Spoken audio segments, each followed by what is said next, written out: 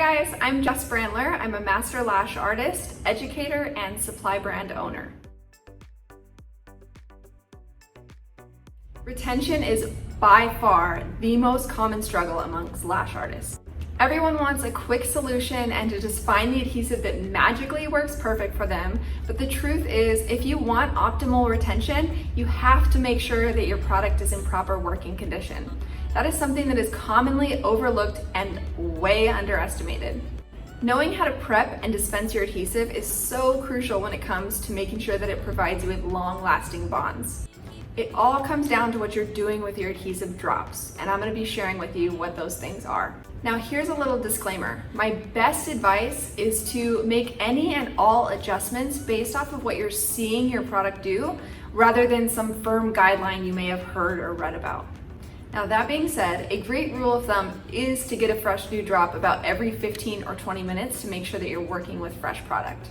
But even that will depend on other factors. Like if your environment has a higher humidity level, then you're probably going to want to get a new drop more frequently than somebody who has a lower humidity environment and their drop just isn't curing as quickly. Cyanoacrylate is the main ingredient in all lash adhesives, and it cures in the presence of hydrogen. So the more hydrogen, the more moisture, the more humidity present in the air, the faster your adhesive is going to cure.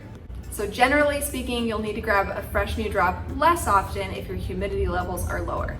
So like I said, it's really better to learn how to troubleshoot any situation and learn about all things adhesive so that no matter what your environment is like and no matter what issue you're facing, you know exactly how to fix it. So before we get into the dispensing part, you want to make sure that your adhesive is thoroughly mixed. And now notice I said mixed and not shaken. The reason that shaking it by hand is insufficient is because in order to get the very best retention possible, the ingredients in your formula have to be thoroughly mixed together, and shaking it by hand just doesn't cut it.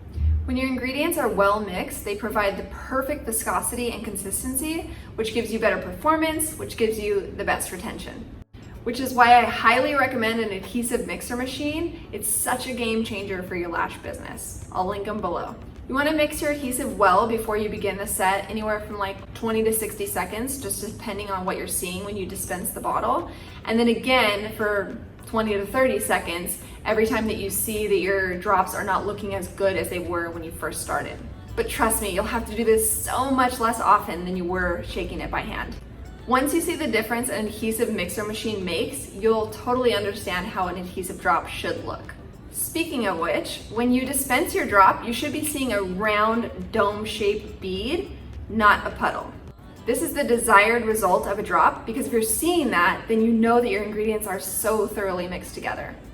If it's puddling out, that would tell us that the ingredients are still separated and that it hasn't been mixed well enough. Another great way to ensure that you're getting those round dome-shaped beads is to dispense your drop onto paper tape.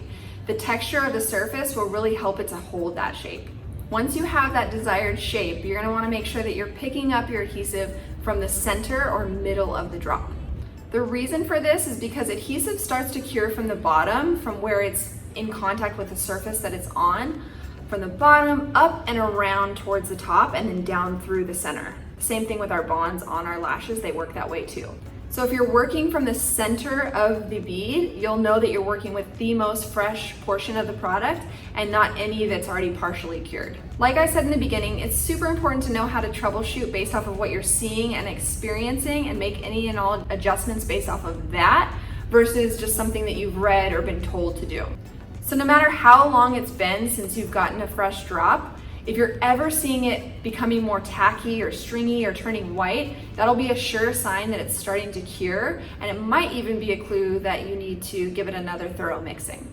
Now here are some things that you should do if you're seeing your adhesive puddle out rather than forming that round, firm, dome-shaped bead. You might need to give it another round of mixing on the adhesive mixer machine to give it that thicker viscosity that you want to work with. And you'll want to be sure that you're dispensing it onto something with a more textured surface, like that paper tape that I was talking about, rather than something slick like a jade stone or your lash tile. If your humidity level is on the lower side, you might want to consider bringing that up as well, just to introduce more moisture into the air to help thicken up your adhesive and have it holding that firm shape. You might even realize that you just need a new bottle altogether if none of these things are giving you any improvement. The reason why you don't want to pick up adhesive from a thin, puddled out layer is because you want to ensure that you're working with super fresh product and none that's already partially cured. We talked about how your adhesive cures when it's in that round dome shape. It starts at the bottom from the surface that it's on all the way up and around and then in through the center. So if you're working with a really thin layer and just picking up from a puddled out thin layer of glue, you're probably most likely working with product that's partially cured. So when you go to place your extension, even if the bond seems like it's attached well, it's just gonna be a weaker bond because the formula is kind of compromised in that way. Another reason is because if you're picking up from a thin layer of glue, you can't guarantee that you're working with the entire formula compared to just maybe 1 or 2 ingredients from the formula. And the formula is what gives you great retention. Another great practice is to drop some water onto adhesive beads that you're no longer using as a way to detonate them. This will totally shock cure those drops so that they don't continue to emit fumes and affect each other. And that will also ensure that you know which drop you're working with so that you're always working with fresh product and not accidentally picking up from a previous drop. And those are my best recommendations for working with lash adhesive. So much goes into having great retention, but if your product is not prepped and used properly, you will not have long-lasting retention, no matter how secure your attachments seem to be. Thank you so much for watching, and happy lashing.